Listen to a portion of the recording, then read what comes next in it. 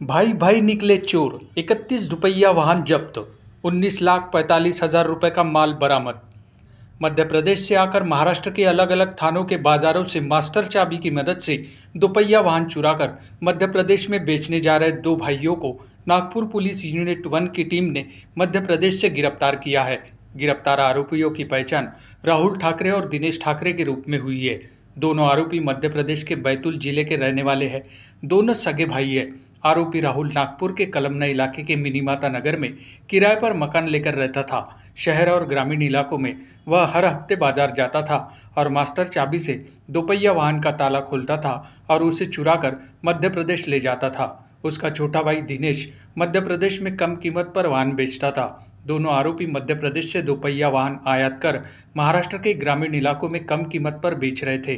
Police ने सूचना के आधार पर दो आरोपियों को गिरफ्तार कर उनके पास से 31 दुपहिया वाहनों समेत 19,45,000 रुपए का माल जब्त किया है। पुलिस करीब 3 महीने से आरोपियों की तलाश कर रही थी।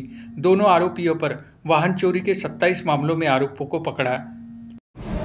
त्याच्यामध्ये युनिट 1 गुन्हे शाखा नागपूर शहर आमच्याकडे वाडी पोलीस शाखेमध्ये एक मोटरसायकल चोरी झाली होती।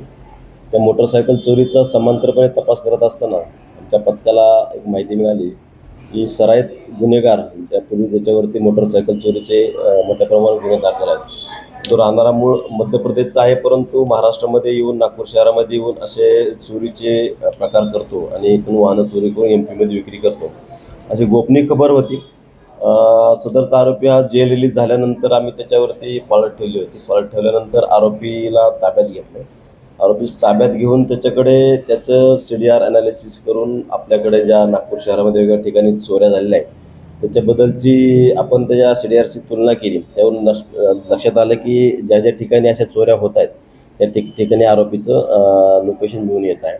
त्याच्या आधारे आपण आरोपीकडे तांत्रिकदृष्ट्या तपास करून त्याच्याकडे सविस्तर सखोल चौकशी केली असता त्याने अशा प्रकारे चोऱ्या केल्याचे कबूल केले।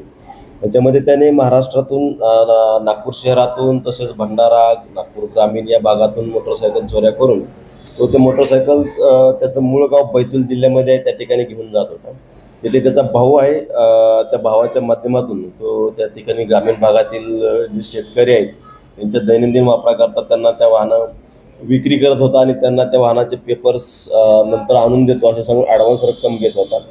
त्याने अशा पद्धतीने महाराष्ट्रातून जेव्हा चोरलेल्या वाहनं एमपीमध्ये विकली त्याचप्रमाणे त्यांनी मध्य प्रदेशमध्ये देखील काही वाहनांची चोरी केलेली आहे आणि तिकडून चोरी केलेली वाहनं त्यांनी इकडं महाराष्ट्रातील काही ग्रामीण भागांमध्ये शेतकरी वर्गांना कमी किमतीमध्ये किंवा ॲडव्हान्स रक्कम घेऊन पेपर नंतर देतो असे सांगून विक्री करून चोरीचे मालाची विल्हेवाट लावली आहे। याच्यामध्ये आम्ही जो आरोपी मिळून आला त्याच्यामध्ये राहुल सुखचंद्र ठाकरे राहणार मूळ सातनेर जिल्हा तालुका आठनेर जिल्हा बैतूल MP येथील आहे आणि सर्व या वाहनांची विल्हेवाट त्याचा भाऊ दिनेश सुखचंद्र ठाकरे उर्फ खाकरे वय 37 वर्ष राहणार सातनेर तालुका आठनेर जिल्हा बैतूल येथील आहे। या दोघांना ताब्यात घेऊन सविस्तर चौकशी केल्यानंतर असं लक्षात आलं की हे फक्त आठवडे बाजार असतात नागपूर शहरामध्ये, त्या आठवडे बाजारामध्ये जातात आणि त्या ठिकाणी पर्टिक्युलरली शाईन आणि स्प्लेंडर या दोनच मोटरसायकल त्यांनी टार्गेट करून या दोनच प्रकारच्या मोटरसायकलची चोरी केल्याचं दिसून येत आहे।